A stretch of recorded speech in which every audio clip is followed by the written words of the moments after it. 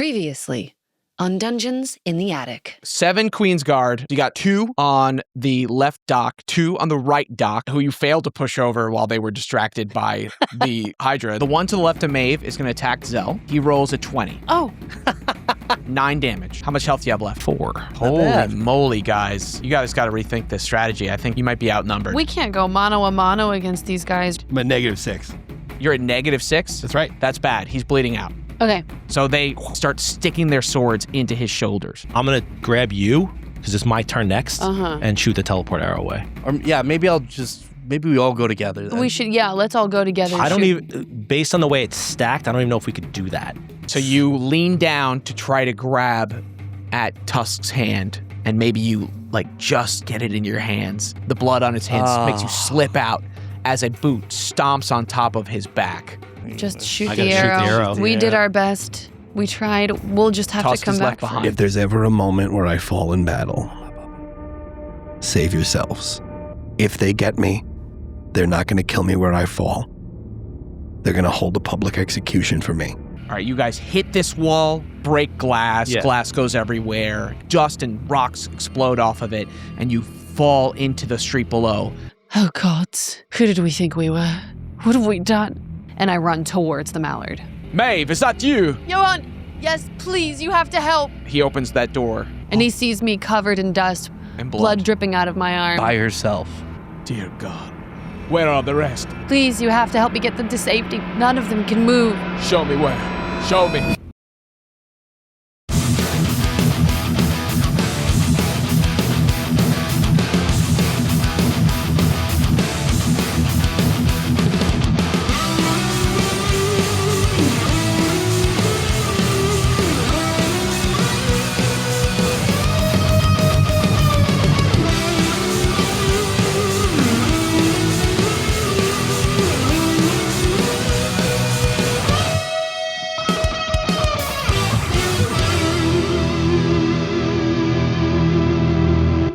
Welcome, everybody. Welcome to the Dungeons in the Attic podcast. Climb the stairs, take a seat, grab some dice. It's time to play some RPGs in the attic. I'm your host, DM Mike, and I'm here with my fabulous players as we're about to get into Season 2, Episode 16 of the Wow. Aldebaran Oh, campaign. my God. That's What right, the guys. Tusk? 16 episodes. We have already surpassed our original season. I think our first season was 14 episodes, if I remember Wow. correctly. That's and right. like 50% less Tusk. Yeah, I would say almost, almost 100. Yeah, Yeah, pretty close. mostly less Tusk. Yeah, approaching. Yeah, guys. So, wow, what an episode to be coming off of. Oh, yeah. Oh, last week? What even happened? I don't remember what happened. We did good, right? Yeah, you did great. You were really good. You were a nice pincushion for the for the Queen's Guard who stabbed you. Oh, that. Like 3 right, times. Right. Almost Barely even felt it. Yeah, we failed at something that should have been probably somewhat really easy. I mean, no, look, I don't think no. it should have been easy. It was set up to be easier than we made it Easier. to be. Definitely. Well, we didn't It's the choose the Queen's Guard. stealth passage, which we kind of could have taken that angle, but we really just charged in. like in the Yeah. coward's path. Oh, enough. I Well, think we got a little cocky. of course, because when have we not been able to just go in and roll hot and Yeah, we're just like, make yeah, it out even though okay. we just got out of a big battle and no one healed or recharged their spells, I Right. think we got this. I think that was dumb of us to not Nope. even take a In second. hindsight, it was. And also Well- there was a bit of an opportunity because we did have the Hydra distracting everybody. Could seem like good timing, could have worked out great if we weren't, feeling Boo. cocky in a desperate situation. Almost a TPK. Almost. TPK. I'm stoked. I mean, I'm not going to hide it to the audience. I'm stoked that I got left behind. It's a really interesting story. I agree. I totally agree. I'm with you. Story-wise, we killed it staring last at you. episode. Everything else, not so much. Yeah. I mean, this is playing D&D is that you don't get to decide how the story is going to go. It is based on sometimes the roll of the dice, and that's why we play this game. I didn't see this coming. I didn't set this up. I mean, I kind of saw it coming when you guys started getting a little, you were very brazen in your attack on the ship. So I was like, oh boy, this is not going to go well. And it was a real though, like you that whole day, you were like, guys, this is going to be this is going to be a hard fight. And we all were like, yeah, okay, buddy. I bet. Yeah, okay. Mike has never really warned us about anything before, and he was warning us about this. And I guess that didn't really... All the signs were there. Never for a single second did I take what he was saying seriously, and here we are. It was a text we all kind of were like ignored. Yeah, I for the first time ever texted the group like, hey guys, just so you know, like tonight is not going to be a pushover fight. Like these are the Queen's Guard, they're for real, and they attack like master swordsmen, so they have 2 attacks per character. I read that and I was like, whatever. We just fine. If we're thumbs gonna up roll 20s, it's fine. Well, I think, right, we can hear that as the human beings playing this game, but our characters obviously didn't get it, you know? I mean, there's a part of me that's like, did I not prep them for this? Have I given them too many easy fights? I mean, we've had some hard fights, though. Yeah. You know? I think you've just managed to get out of them just in time. Like, for example, that fight on top of the roof at the library, at the Imperial Library, right? Like, that should have been a hard fight against not only Typhon, but Cassian. But also Cassian in his demon wolf form, like that. And then you turned that around on me, and I'm pretty sure somebody rolled 20s on something. Oh yeah. Like it just went so well, and it shouldn't have. And that could have been like a good moment for you guys to be like, oh, this is for real. Like, you know, sometimes we're not going to win every fight, but it wasn't. It was really, you turned it around. So the only other fight that was a real hard one was like when you guys fought the 4-armed ape. No, I recall that going really well for everybody. I remember everybody handling that totally perfectly. Actually, Zel got smashed instantly. Yeah. Zel got fudged up in that fight. That was crazy. They say he got hit more times than anybody's ever been hit ever in any situation. Yeah. I think Zel's gotten lumped up more than anybody in the pod. Yeah. Oh, yeah, dude. No, you take a licking. Typically, whoever has the least amount of HP gets hit the most. It's I don't know why. Yeah, that's true. Yeah. So here we are coming off of a really tough loss. And now, you know, Tusk has been captured. Nice. And you guys, I think, Steve, you were -7. Yeah. And Please exploded. Please, were you -6? Yeah, that's really bad. And Tusk is -6. Because -10 is dead in this game. That's right. And you bleed out once a round. Oh, real quick. Are we supposed to tell the viewers that Tusk is captured preemptively? I mean, they I'm saw at the the table. episode. That's true. Yeah. That's at the table. Tusk If he is wasn't here, alive. maybe Tusk be like, may be dead. We don't know. I'm here for other reasons. I mean, you did play a shark. No, man. it's- and That's then true. the next, Solomon. and Yeah, the I'm next playing like G. Solomon moving forward. Yeah. next 5 seasons, just Vince sitting there not saying anything. Sorry, I just didn't want to. No, it's a good that's valid point. That's a really valid point. But, you know, like, I'm not just going to, like, kill his character off screen and be like, yeah, he's dead. You know, like, Nice. yeah. That would have been really funny, though, if I didn't come tonight. Or I came late. And also, I think in the last episode, we did say -10 is dead, and he was at -6, so clearly he's still alive. I don't, unless Mike cut it out, I was pretty clear that I thought that I was like adamant. I think I say to you guys, they're going to take me. They're not going to kill me. Yeah. Yes. In our flashback scene. They're gonna parade you. Parade you Yeah, so around. damn. So I think I'm not really sure exactly how to like do this in a way that doesn't immediately just launch us into the episode. But So let's just get right into it. I mean, you know, I think we need to acknowledge that some crazy stuff went down. You guys are going to be healing for, according to the rules, right? From -7 for Zel. -7 to fully healed is how many days did you roll? 7 days. 7 days. So in the game, if you get a bed rest, if you can do 24 hours of full bed rest with no danger, which is not possible in this situation because they are fugitives, then you can heal your maximum hit die plus your constitution bonus. But because you guys are refugees, probably healing somewhere like in like a damp basement or somewhere out of the way. I will reveal where you guys are. You're going to just heal the normal amount, which is you have to roll your hit die and add your constitution bonus to that roll. And then you eventually, I mean, you don't have to heal to full health, but essentially it's like 7 days. You know, it's 6 days. You're full health in 8 days. 8 days. Yeah. So it's like around 5 to 6 days just to be 7. like not dead, Conscious. you know? Yeah. To be conscious and like near full health, but not quite. So we're just gonna say 5 days have passed, and you guys are like gonna be back on your feet. But we're gonna actually start the show a little bit before that. No. Actually, we're gonna start the show way before that. I feel like you're queuing yourself up like a comedian in the 90s about to do an impression. Like, and I think it might sound a little something like this. So I think the way I want to start this is with a cutscene. Do you guys remember Mara? Yeah. You remember the story of Mara? Oh, yeah. Oh, the kid. Yeah. Yes. From like long ago. She was determined to save Aldebaran's son from extinction, essentially. And she traveled the world looking for the Carlarians, this ancient race of people she knew had access to like greater power. And so, Is she a kid or is she she's a young adult. On the last cutscene we were in, she was a young adult who was like on a sailing ship, remember, with her buddy Hasim? Yes. And they had they like went to an island, climbed down the rope, found another pyramid just like the ones you guys found in the first season, all right?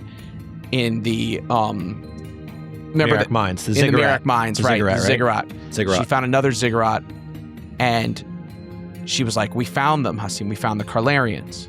That was the last cutscene we had with her, and then it's been go since then. So I figured it was a good time to come back to her. That was like episode like 3 or 4, right? The Of season 2? Yeah. Yeah. It was a while ago. But I think this is a good time now to bring her back into the spotlight. Can I say something? This is one of my favorite things that you do is we get a chance to just chill and listen to a story. I love this part. Well, I have a fun one for you today. All right. Sorry. I'm sorry. Thanks, It's Steve. Clip that. Clip that. Thank you, Steve. You're welcome. Alrighty. So, Fucking Tourette's. if you guys are ready, are you guys? If you guys are ready, I if you might guys are actually ready, have I'm gonna get into the cutscene now. All right, here we go. Mara and Hasim had done it. They'd found the lost Carlarian civilization, or at least a fragment of it. The giant blocks of the ancient Carlarian pyramid, veined with rivulets of brown blood, dominated the cavern below the island. Deep within the pyramid's hollow center, Mara stepped up to a circular stone structure. It seemed to her like the ring of a giant who had left it long ago, suspended on a platform high over bubbling magma. "Are we ready?" she said, looking back to Hasim. He was flipping through the pages of a very ancient-looking book. "If we get this wrong, we might never come back," Hasim spoke without looking up. His eyes scanned wildly over symbols on the wrinkled brown pages. Mara looked back at the ring. The key to saving Aldebaran was through this portal. If they could activate it, the way the Carlarians had all those centuries ago, they could contact whoever gave the Carlarians their power. Maybe they were still alive, whoever they were, and maybe they were waiting for someone to come back through to their side. If she could meet them, maybe she could convince them to save her world. Maybe. Up above along the shore, warships dropped anchor in the crystal blue waters. Mara's men were slain and her vessel set ablaze as warriors in crimson masks shaped to look like demons leapt from their boats and marched up the hilltop. Their mission? Eliminate the intruders who were now desecrating sacred ground. Far below, Mara wheeled around suddenly as angry shouting reached her ears. Outside the pyramid, her men fought bravely to protect the inner chamber. "Time's up!" Mara drew her sword, her eyes fixed on the only passage in or out of the pyramid. Her fingers clenched along the hilt of her weapon as torchlit shadows danced furiously along the slick stones. There was a scream, "Ah!" and the spray of blood. Mara leapt down from the oversized steps and seized Hasim's arm. "Now, Hasim," she shouted. "We can't," he pulled away. "If I've mistranslated or if I misspeak the incantation, we don't have time," she shouted as she whipped Hasim behind her and raised her sword. An army of masked men, clad in crimson armor, flooded into the chamber. The Crimson Warriors raised their blood-soaked swords and charged across the only bridge between them. Their armored boots made a rumbling sound like thunder. Mara stepped out onto the bridge and readied herself. Now, Hasim! The head of the formation crashed into Mara. Swords clashed and seals sparked as she held them off 2 at a time. Every ounce of her training led to this one moment. I can't do this forever, she shouted between swings. Hasim clenched his fist and turned toward the arch. He began reciting an incantation in an alien language. In front of him, the arc began to fill with a sparkling purple light. It moved like a ripple of water as it poured into the circle, closing like an iris until it filled the ring entirely. Mara misstepped, and her opponent's blade cut her forearm. She growled as searing pain shocked her system. The Crimson Warriors were overwhelming her. Mara, it's done! Hasim shouted. She had only one option. She managed to lock blades with a warrior and use all of her strength to push him into his comrades, creating a domino effect. In the momentary chaos, she took off running toward the portal. She grabbed Hasim, and together they leapt into the strange purple liquid. And for a moment, there was nothing but deafening silence. Even light had disappeared. Are we dead? She heard Hasim whisper. Then a bolt of lightning, the color of a sickly green energy, crashed down, revealing a landscape hiding in the darkness. Another bolt revealed a range of mountains in the distance. They were somewhere. There was no light in this realm, save for the lightning strikes, which lit up hundreds of miles of endless wasteland. More strikes lit more of the surroundings. They were stranded among ruins, surrounded by endless plains. The crumbled remains of great cities sat all around them. Above them, a lightning strike revealed a tower so impossibly massive that it was hard to believe something like it could ever be built. Dear gods, Hasim trembled. They're all dead? A voice answered. Hasim and Mara jumped. Mara summoned all of her courage and forced herself to speak. Who are you? Did you know the Carlarians? Greetings, child, the voice whispered, soft and feminine. It's been so long since we've seen your kind. I am eager to return to your world. End of cutscene. Go. All right. All right. Hear that piano, that last note hit right at that moment? Yeah. Perfect. I almost laughed one time when you were like soft and feminine. I saw the feminine urge. I had to go, ooh, she sounds hot. roll the flirt. So, after that cutscene, we're going to move on to another cutscene that is not scripted, but that we will be acting out. Oh. It's frameworked. Can we say that? Or is Yeah, that... for sure. So this is going to take place in the past, but not as distant as Mara and Hasim. This is the recent past. This is Tusk's past. That's right. I wasn't always 1,000 years old. Why don't you lead us in this? It's probably better if you set the scene, no? Or... Sure. Yeah, I got you. Yeah. It's a marketplace. It's warm. It's a beautiful day. Bustling. Bustling marketplace. There is Tusk without his mask. He's not there as Tusk. Is in tandem's the way to do this, I think. Yeah. But he's not there as Tusk. He's there as... Here's the thing. I don't even know that my name is actually Ruddiger. I probably should have thought of.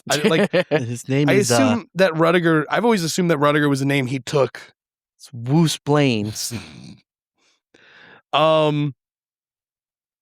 Let's call him for now an unnamed wealthy man who bears a striking resemblance to Father Ruddiger and Tusk. Who's there with his wife and his daughter. They get out of a very lavish cart, and I assume it's strange to see wealthy people in this part of town. Would you say that's fair? Absolutely. And he's out just for a day with his family. He seems way more comfortable than he probably should. Yeah, he's right. He's like in a good spot. He's warm. And he might be, I think, even like his daughter's pulling on his robes. I think he would bend down, he'd pick her up, put her on her shoulders. That's how I vision it. Like a real, like as wholesome as you could possibly see it. Oh my God. That's really what I like. See this is a sweet family. God, I hope nothing happens to them. They're going to be fine. Why would you even suggest that something horrific was going to happen to these people? Just the cutest little child you've ever seen. She's like, Daddy, lift me. Yes, child. And she does. He gets down on a knee. How's the view from up there? It's perfect. I can see everything. Wonderful. What do you want to check out? No, check out. He wouldn't say that. Where would you like to go first? Sweet rolls. Sweet rolls for you, of course, my sweet. And she, like, her little boots, kick on your shoulders here. Have her. I'm holding my wife's hand. And we're just exploring. It's a nice day exploring the market, I think. I think that this is a thing that I can't imagine he does this often because he knows sort of he's actively Tusk at this point. But he's not. It feels like he's gotten a little too comfortable being Tusk, and this is a risky move coming out this publicly in this area with his family. But he feels very confident. Like he's untouchable. He feels untouchable. And would this be the Grand Bazaar? Is that the marketplace, or is it just a? I think it's fair to say. Probably back then it's pretty normal. Yeah, it hasn't quite evolved into grand. It's the normal bazaar. The average bazaar. At this point, you feel a strange sensation. Like somebody is rifling through your pockets. Which might... And here's the thing. Tusk acknowledges that whoever's doing this is very good at it, but he's not good enough to get one over on me. And my hand instinctively clasps down. And you grab onto the wrist of a very young, very dirty boy. And without even looking down, I imagine I kind of just pick him up gently, but pick him up by the arm. And he goes, he cringes away like he's ready to be hit by you. You assume that this happens a lot with young pickpockets here, where they get caught, they must get beat. Oh, yeah. But Tusk looks at him, kind of eyes him up, and he's like, puts the kid down, picks his daughter off his shoulders, puts her down, kind of looks at the wife, looks at the kid, and he's like, you wait right here. He walks away. Comes back a few minutes later with, I don't know, bag of apples, hunk of meat, like loaf of bread. I don't know what kind of stuff would they have here. Sweet roll? A variety of... No, that's for my daughter. He comes back with a variety of food for this kid. And he takes a knee and he gets at eye level with the kid and he's like, is your family around here? And the little boy, he doesn't say anything. He just nods and he sort of looks over to a sort of shadowed, doorway where a very worried looking woman is waiting with other little kids around her feet. Take me to them. And so he looks at you like hoping you're not going to be a bad person and then follows you and then leads you to them. I think I would go into the house with the kid. I'd give them the food. I turn to my wife and daughter, Cassie and Sarah, which we agree their names are. We all agree that has always been their names. Yes. Correct. The daughter is Cassie. The wife is Sarah. And I go into the house with this kid and his family, and I give them the food, and I give them a small bag of gold, and I explain to them, I'm like, do not spend this all at once. Be sparing with this. People will try to steal this from... I'm sure you know this, but people will try to steal this from you if you flash this around. Because this is sort of how Tusk recruits people for his Whisper network. This is how he slowly built this, I guess Whisper network is the word for it, but this is how he slowly built this, this web that he uses to get information, while simultaneously helping the people of Gajaden in, a very quiet, very under-the-table sort of way that doesn't draw a lot of attention. And then he leaves. He's back to being a family man for the day. Takes his daughter around, takes his wife, buys her a necklace maybe. Walks by, they end up by this big sweet roll.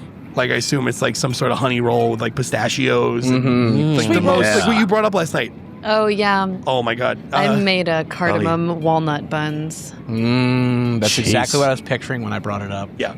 It's the best text you ever get is Kristen at 11:30 being like, hey, can I bring something up to you guys? I'm like, yes, please. And yeah, your daughter Sarah's kicking her feet. Sweet Rose, sweet Rose, sweet Rose. That's right, child. Come now. But I'm Tusk. And I notice that I've attracted the attention of several ne'er-do-wells. Whoa. Yeah. As you leave the apartment of the young boy, you see it there. The camera sees across the street some shady-looking men looking in your direction, and you catch eyes with them too. And maybe you narrow your eyes and then continue on. But when I turn away, I smirk because I love this. He gets off on this. He knows that these guys are going to try to rob him because they think he's some soft, wealthy, higher up in the city, and they think that he's going to be an easy mark. But he's got a little secret. He's Batman. And Tusk man. He walks by. I think he happens to notice conveniently across from the sweet roll cart is what looks like the most dangerous alley you can comprehend. And I think his wife knows he's Tusk, but I don't think his daughter knows that he's Tusk. No, not yet, no. And he walks him down the alley, and he takes his daughter. Oh, yeah. Well, I think your wife looks at you like, what are you doing?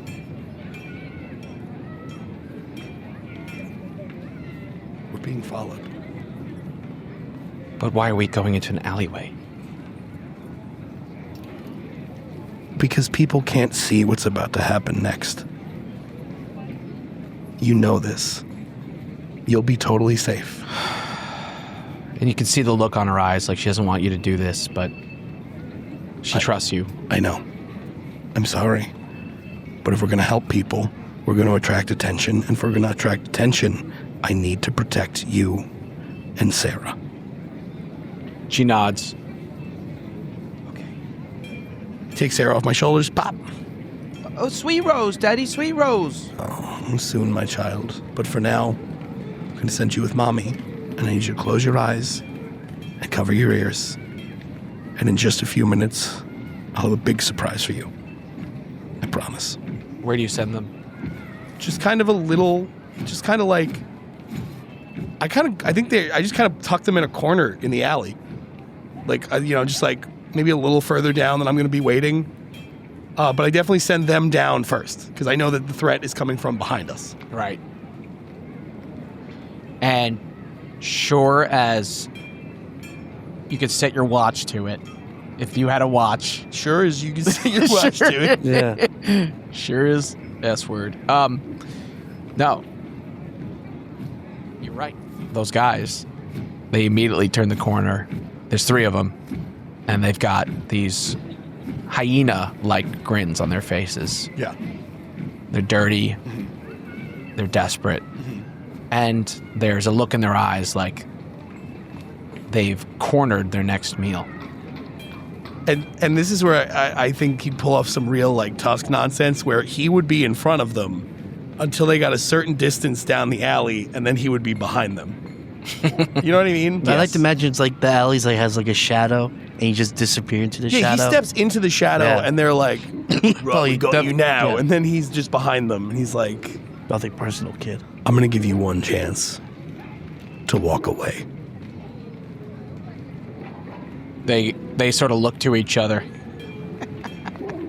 And they flip, they pull out their daggers, their awful, evil-looking daggers. Cute. And then I assume we cut to Sarah, and it's her, and she's like, nah, nah, nah, like humming some song. Yeah. So you just hear in the background oh my God, oh, both my legs.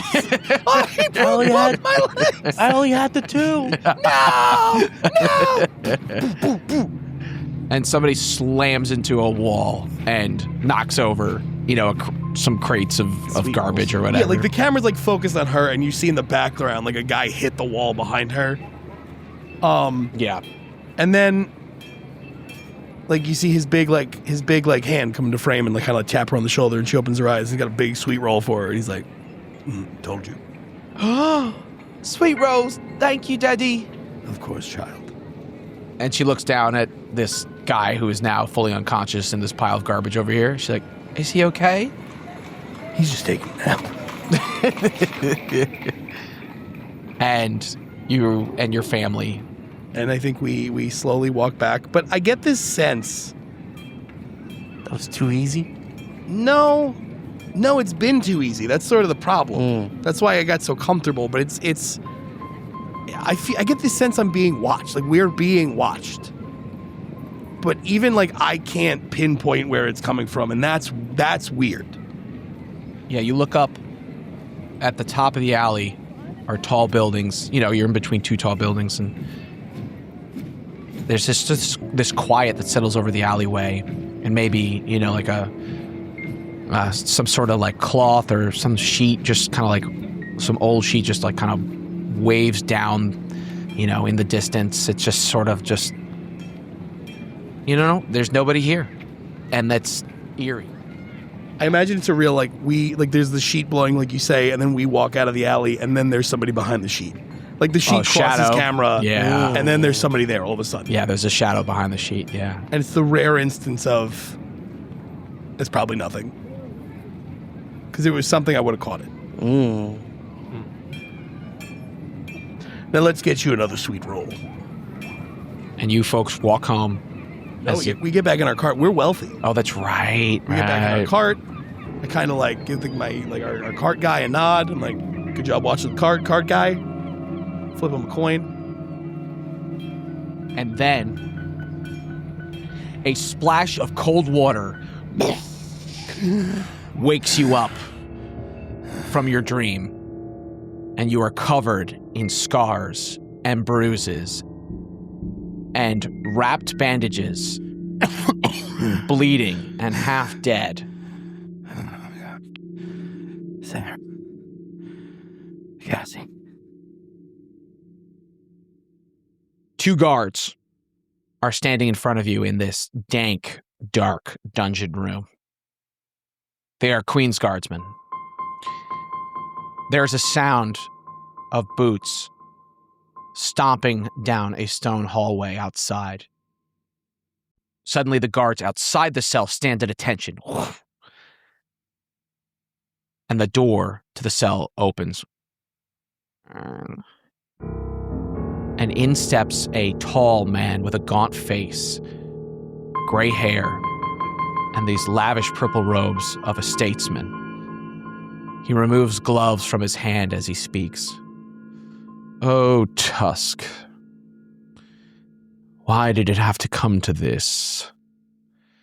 My. How the mighty have fallen. You look at me. Look at me. I don't. I know exactly who this guy is. I'm not gonna. Nothing he could say is gonna pull my attention towards him. How dare you? And he grabs your chin and forces it up towards him. I spit at him. Ha! And then a guard is like, how dare you treat Judge Dolan? How dare you treat Judge Dolan like that? And he goes, no, it's fine. And he wipes away your spit. First one's free. It's quite all right. He won't be doing any more of that tomorrow, will he? Not when I sentence you to death for your crimes against this city. You can kill me, but you can't kill the hope of this city. No, you've already done that yourself. See, you were the one who brought hope to this city, and your failure, that is what has killed their hope. No. More people will rise up. The wheels are already turning, and there's nothing you can do to stop it. I'm a symbol of this. I'm nothing but a symbol. They have the power. Let them try, and we'll arrest them too, and sentence them all to death.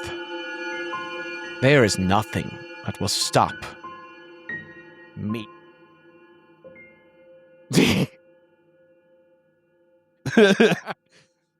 Being evil. No. Does this guy have a hat on, by the way? He does have that. He's twirling a mustache as we speak. Yeah, I know, yeah. I know. He goes, See, it's fun. This is one of my favorite things about D&D is trying to figure out how to do a perfect scene while improvising it with your friends. Oh, yeah. It's like near impossible. Yeah.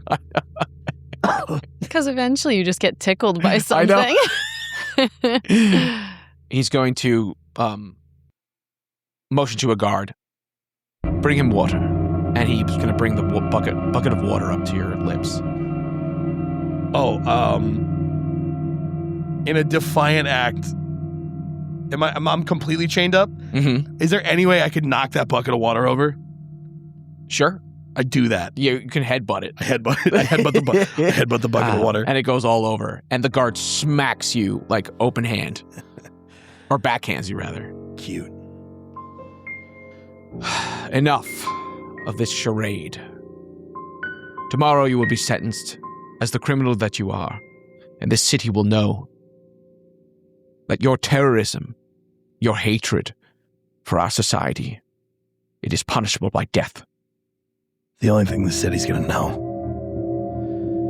is exactly what it's capable of in the face of people like you. We'll see about that. And then Judge Dolan whips his cape around and walks out. And the guards slam the door shut. And one guard remains in the chamber with you. And my eyes narrow. I size this guy up immediately. I'm like, And we're going to cut there. Alrighty. Now, we're going to cut over to our friends. Our very barely conscious Maeve, friends. yeah. Maeve and Pleiades and maybe Zel. what's left of Pleiades and Zel and Stone Creek. The soup that once was. Please.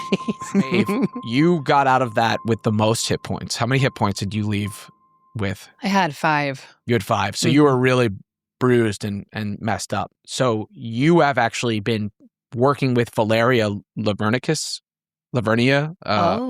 Valeria is Cassian's love, his true love. Of course. And Valeria is also the head of the Mockingbirds. And you have been transported from the Port of Souls, where you were staying with Johann Burlbach, but it was not a safe place because they were going to look for you there. And you've been transported to basically the Colosseum district, where Valeria has been taking care of you, and the Mockingbirds have been taking care of you 3 and nursing you back to health. And they've been in and out of consciousness in the last 5 days, but you've been with her. She's also been taking care of you as well. And I want to start a scene where Zel and Pleiades, either one of you guys is going to wake up for a bit, and Maeve, you're there. Who wants to go? Roll for it. Yeah, we'll roll. Wait, Whatever. you had 8 days to get back, right? Yeah, so I had 7. okay. Okay. That also works. Yeah, so I'll go 6, for that. 7. Where are we? Where are we being held? Is it like a basement? Are there windows? What's the setting like? Those are women, men. It is a basement. It's a damp basement. There are Mockingbird troops, not troops, but spies moving in and out here and there. Have I had access to come in and out with them, or have they kind of confined me to this building, to this room? You've been staying in this room. Okay. Yeah, right. I imagine I've been You're recovering very myself. wanted. True. That's true. And not in a good way. All right. So I imagine Valeria and I have been taking care of Zel and Pleiades. I'm sure there are some other patients in this room as well. Kind of providing them wet cloths, giving them bits of water and things like that, some food, spoon feeding them, perhaps just broth. And I keep looking left and right. I imagine they're on opposite beds with one another. Wow, I think maybe Pleiades' mask is off, and Is that? It's probably bandaged. Ew. He is bandaged, right. Okay, gotcha. But maybe I can just make out a little bit of, like, what his face might look like under that mask. And Zel, it looks, like, thin and worn down. And they both just look so tired, but their breathing is steady. And Valeria keeps telling me that any day they could be back to full health. And so I stay near both of them, touching maybe Pleiades on the foot, maybe Zel on his hand that's kind of clasped over his breast. But for the past 4-5 days, there's been no sign, aside from steady breathing, that either of you is going to wake up again. And I wonder if somehow, I don't know, maybe it's just been too much and you'll never wake up again. I think it's been so many days that I might be losing hope. And I think at that moment, you happen to catch Tume. Her head perks up. And at that moment, you see some rapid shifting behind Zel's eyelids, and he just... Zel. Maeve? Zel. And I run over to his bedside, and I'm on my knees beside his bed, and I kind of touch his shoulder, and I say, Zel, you're awake. And I'm overtaken with like a searing pain in my heart, but also a joy. I do feel desperate to have my friend back. And I feel my eyes welling up with tears, knowing that he's regaining consciousness. Maeve? Zel. Am I? Where am I? Yeah, you're safe. All you need to know is that you're safe, Zel. Please. You've been resting for days. You're the first one to wake up.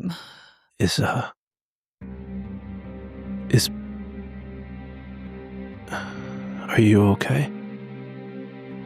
Yeah, I'm all right.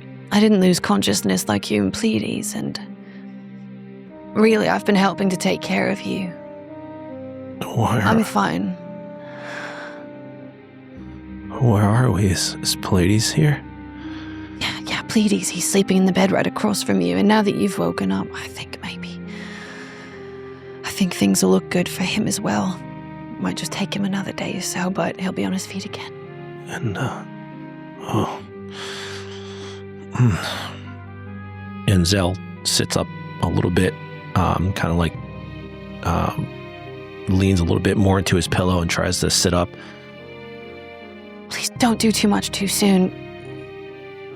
You've had absolutely mortal wounds. Please, just take it easy. We'll be back again before you know it.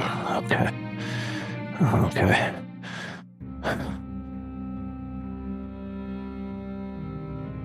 We're in the Colosseum district. Where are we? Who's attending to us? We're with the Mockingbirds. We're being watched over. We're safe. Thank God. Wait a minute. Where's Tusk? Is he dead? I look at the floor, and then I raise my eyes. Is he dead? In defiance towards Zel, and I say, no. He's not dead. And I flick my eyes up and I say, yet. Damn. Okay. All right, I think I need just a couple more days, and how long have I been out? You've 2 days? You've been out for almost a week. Oh man. If he's alive,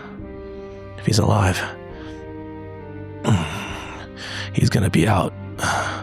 He's gonna be out on parade soon. And Zel tries to get up, and he winces in pain. Don't. Zel. Don't overwork yourself. Okay, I won't. You'll just make it worse. Okay, let me close my eyes. I'm gonna take just a couple more days. A day, 10 hours. I need to rest just a little more. That's all right. Take all the time you need. And Zel's eyes close. And I whisper into the darkness of the room. I'm so happy to have you back. And then I feel a couple more days go by. Before we jump ahead, I want to have a scene with Pleiades real quick. So. Thing is, I'm going to be unconscious in my bed. Okay. Just probably in the middle of the night. For a brief second, I stop breathing. And all of a sudden, I just these green flames just burst out of my eyes for a second. I'm just. Is that also green flame? That's Belch green flames. And I think something happened where this green flame just my cuts are gone. I mean, not my face, obviously, but the wounds somehow disappear. And I'm just in a cold sweat, not knowing what's happening. Where am I? What's going on? Where am I? Huh? Was anybody notice me just freaking out now? Yeah, absolutely. Pretty much everybody. Okay. Yeah. Including Maeve. Okay, maybe I'll probably be in a defensive pose because I don't know where I am. I don't know what's going on. I just went through something crazy. Last thing I really remember is just hitting a wall and then the floor. And Zel, you can see this too. Yeah. Pleiades! Huh? Pleiades, stop. You're safe. You're safe. Where are we? We're not in combat. We're here. You're being nursed back to health by the mockingbirds. What happened? What happened? Where's Tusk? He's not here. Tusk isn't here. I think he made it out. I hope he did. At the very least, he's in the hands of the Queen. Yes. According to reports from the mockingbirds, he's been captured. By the gods. We have to rescue him. Yes. Yes, we do. What intel do we know about Tusk right now? You can so you can have Valeria tell you. She's like, what we know is that he's been taken to Anudingir, the Sky Garden, the palace. He's probably being held there, deep underground, and they're probably torturing him for information. Well, our intelligence says that Judge Dolan plans to execute him publicly at the end of the week. Absolute scum. They don't understand what he's done for this city. They resent him. Now they're going to punish the whole city for it. They plan to break them. And if they see Tusk die, that might just be enough. Well, we're not going to let that happen, are we? No. We're going to rescue him. Rescue him? Or stop this from happening somehow? From Anudingir? I'm sorry, Maeve, but that's impossible. I can't allow you to go up there. That is the Queen's palace. It is the most heavily guarded spot on the planet. But we can't just let them execute him. Not only is he a legend, he's our friend. I'm sorry, Maeve. There's nothing we can do. Maeve, she's right. She's right. It's too heavily fortified. It's a suicide mission. So we're just going to wait for them to publicly execute him and sit by and do nothing. Maeve, let's get some sleep and we'll talk in the morning. You've been sleeping for a week. I don't know. I couldn't just stand by. I've got to at least... Please, Valeria, there's got to be something we can do. Maeve, it's a suicide mission. You will die in the attempt. Trust me, they will have everything ready. They are expecting this. I'm sorry, but you have to say goodbye.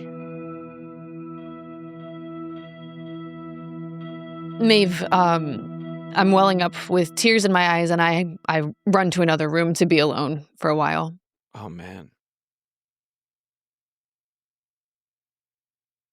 And Zel lets out a sigh, and he closes his eyes for just a little bit more sleep, a little bit more rest. I think I just in my mind, there's no way we're like gonna let that happen where he just dies. I almost think, Pleiades, that you just stand up from your cot. Almost like it's kind of unnatural how like non-injured I am. Where I'm ready to roll. I'm gonna do something. I think you are fully engaged. Something is driving you forward. And I think you walk right out of that basement when no one's looking. Yeah. As if maybe something clicked a little. Something's different about Pleiades. That's right. It's a knowledge deep inside his heart. Something he just knows.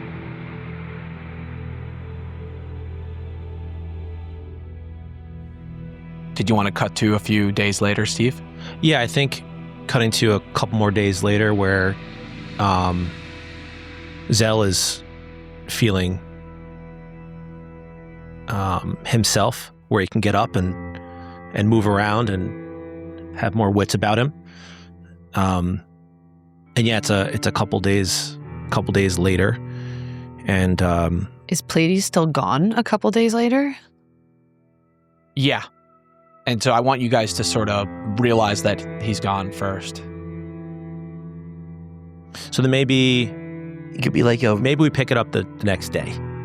Sure. Because it'd be weird. 2 days later, we don't talk about it. So let's pick it up like early morning. Sure. Zel's awake. He's sitting on his cot, and he looks around. He doesn't see Pleiades. He doesn't see Maeve.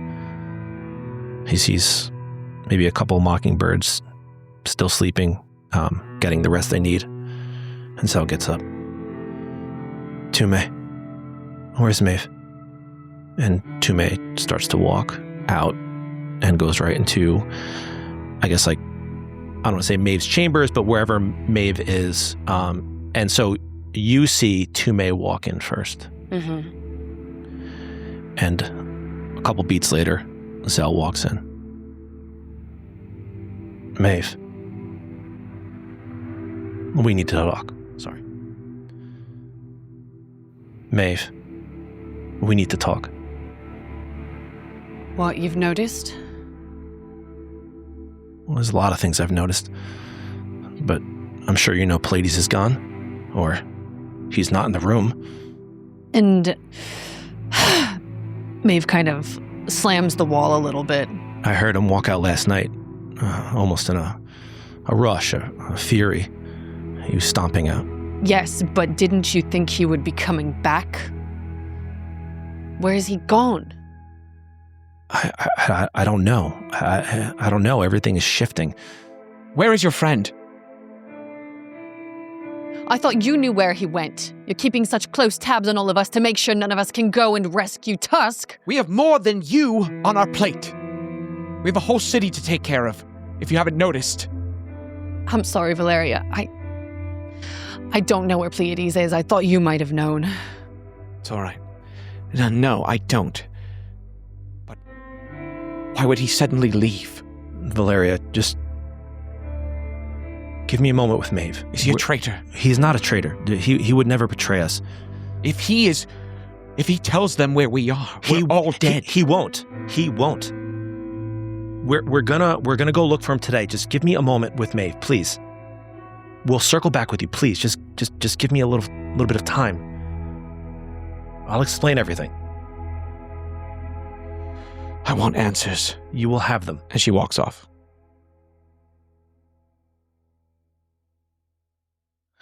We obviously need to go and find Pleiades. That's first and foremost. And we will figure out a way to try to rescue Tusk, but it has to be on the day he gets ushered out. We can't go to Ashantir. I know. It's suicide. I know. And as much as I would like to go there, we're not ready. But what you should know is Judge Dolan. Yes. Judge Dolan is my father. There was a moment when we were back at the Mammoth Graveyard, right after the Colosseum battle. My father, Kismet, my actual father, well, you know what I mean. He came to me, and we talked, and he told me that although all those years that we had together was kind of a lie, he was protecting me, he said. He was keeping me safe. So, it's gonna sound kind of silly, I guess. There's a prophecy, supposedly, that the Witch Queen believes that a child one day will be born with a mark or a tattoo. It signifies the chosen one, right? The chosen one. And, well, she and her Queen's Guard and everyone were looking for any child with that mark. And if they had that mark, well, then that child would be put to death. And I guess my father and Judge Dolan were friends, good friends. So after the Queen took over, the regime change, he heard about this. And one of my father's, I don't know, servants or maiden came to my father, Kismet, with me because I had that mark. And he unwraps his left arm, and you see the mammoth tattoo, and you see a spear going through it, like down the center of it. It's a tattoo. Yeah, it's like a rudimentary tattoo. Mm-hmm. And you were born with this? I was born with this, yes. And when I was a child, my father always said to keep it wrapped. Don't tell anyone. Don't talk about it, and just stay hidden. Just stay plain. And so he trained me. He trained me as a warrior. And then, I don't know, somewhere inside me, I didn't feel like I belonged. I was living a fake life. So then I abandoned, in some ways, Sunwall and my father, and started to go down the path of a thief, of a stealer. And then that's kind of how that came to be. And I would go back here and there as I got older, but I mostly stayed away. But Judge Dolan is my father, and going there as much as I want to so bad to hear it from his mouth. Because I still don't believe Kismet. I still don't believe my father. I can't believe he told me that. And then the prophecy, I mean... What is in this prophecy? What does the Witch Queen want with this so-called chosen one? What does she want with you? Well, I'm the one that's going to be ushering in the end of the Witch Queen. I'm the one that's supposed to take her down or help. I don't know. I mean, come on. And she doesn't know where you are. She doesn't know. She doesn't know who you are. No, not yet. How can we be sure that you're this chosen one? I don't really know, but I will say this. As a child, I always felt odd, off. I would have these weird dreams, I think they were dreams, where I was like a different person. Like I lived different lives. Like it was a weird daydream. Different lives like how? Like different from living at your father Kismet's house versus living on the streets as a thief? No. Like I was like in a different body, looking through a different set of eyes as a different person in different areas of the world. And I don't know, like living in another body, I guess. And I never correlated the two to the tattoo. I just thought it was a weird birthmark, maybe, I guess. It was always hush-hush. I couldn't really talk about it because anytime I would, my father would say, quiet, don't talk about that. Keep it covered, even in the house. Don't let anyone see it. It was this whole thing. So you don't really know much else about it, do you? No, I don't. I just know that I can't, but I have to face the Witch Queen, and I have to encounter my father along the way. So, I don't know. I've been trying to find time to tell you. Know that I wasn't trying to hold anything from you. But after what happened on the ship, the Queen's Guard is... You know, I was trying to get you off that ship, and you decided to just stay and fight.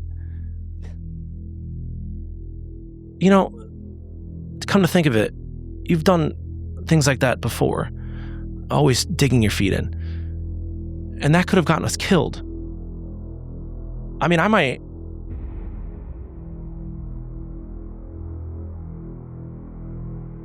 I don't know, you need to think a little more. You need to know when to run. You need to know. That's something that I've learned. I realized at some point that if it's me that's being sacrificed, that's one thing, but I'm not going to do anything to jeopardize my friends. Why do you think I dig my heels in? Because I don't want to jeopardize my friends either. That's why I stay and fight, because I don't want to lose what little that I have. Does that make sense to you? Or are you still pretending to feel just the same way you pretend to be a thief? Judge Dolan is your father! And I wring my hands in my hair. And if you die, then you're no face to the cause. You can't help us if you die. So digging in sometimes, yes, it's appropriate. Other times, no, not now. If you died, the cause is over. You are the beating heart of this. And I don't know exactly how we fit in all together. I don't know exactly how we're banded together. But you can't do that. You can't. If something happens to you, my world is so different. I care about you more than the words I have in my mouth to express. You can't die for so many other reasons. Outside of this cause, you can't die on me. You just can't. If you are who they say you are, then we need to find that out. And that starts with us going up to the Witch's Palace, finding Tusk, finding Pleiades, and confronting Maeve, your father. I'm sorry. I'm sorry I've kept this from you. I'm sorry I haven't been more transparent. I will be stronger for myself and for you and for everybody. Because you're right, if I am this chosen one, then I need to think differently and act differently, and yeah. And did you say... I'm sorry. Did I hear you right when you said that I meant more to you than the words that could fill your mouth? Yes, of course. Just wanted to make sure that I heard it correctly. Yeah. And I sweep out of the room, full of emotion, leaving Zel for a moment by himself. And then I stick my head back in and say, well, come on then. Let's go, chosen one. All right, let's go. Nice. I'm not gonna lie, that was gas. You guys are cooking. Once that sexy saxophone kicked in, that almost broke me. I had to fight a laugh so hard. Because in my head, there was like a guy in the room, like just walked in the room, in there for a little bit, just getting ready, and opened his case, pulled out the saxophone. That was amazing. Oh, thanks. That was good. Great scene, guys. Great scene. So. Kenny G's like, Oh man. So we're gonna cut now back to Tusk's cell. Oh, word? Oh, it's that time? Yeah. There's a guard in there, just one. I haven't picked my head up again since I looked at him once the door closed, by the way. He's staring at you. Oh, I know. I feel it. And I let it simmer. I let it simmer for a bit. And he goes, do you know who the Witch Queen is? I do. Do you really? Yes. Who is she? And I smile. I smile so wide. And I say, I was wondering if you were going to show yourself. and now I look for the first time since the glance. And there is no guard. And I have my, so that's what that's like from Batman. It's like, oh, so that's what that feels like. Sorry. So I look up and there's no guard. Standing in the guard's place is a woman. Mm-hmm. What do you know of the Witch Queen? I know that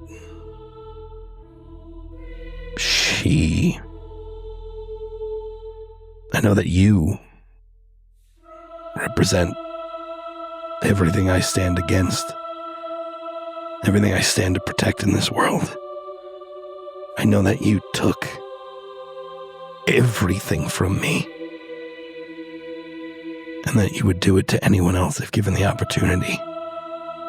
And I know that fundamentally, with every breath left in this old body, I will stop you. She walks over to in front of you. She goes, and what if I told you that everything you thought you knew about the Witch Queen is a lie?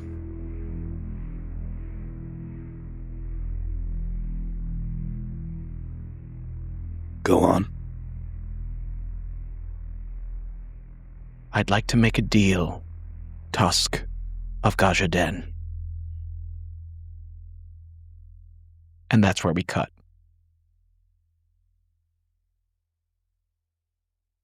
To what? No. To Pleiades. What? Hey, That's right. Hey.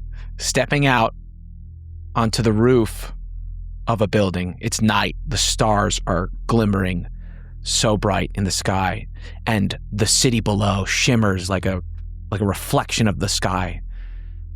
All stars up and below. And in the distance, over Pleiades' shoulder, you can see the Grand Palace of Anno Dingir.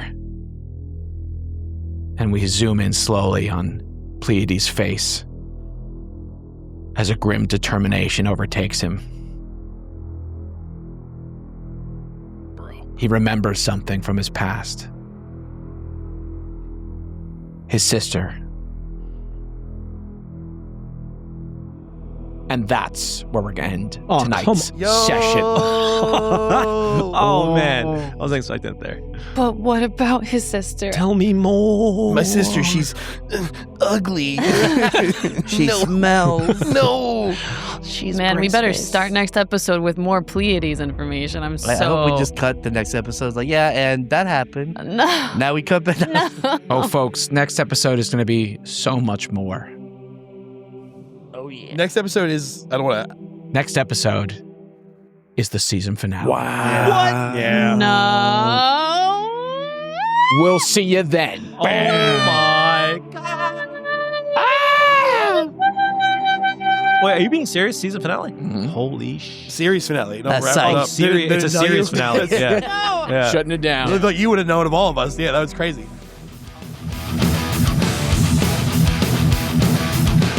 Hey guys, it's DM Mike, and I just wanted to say thank you so much for checking out today's episode. If you're listening on Spotify or Apple Podcasts, please leave us a review and comment. And if you're watching on YouTube, drop us a like, a comment, and subscribe.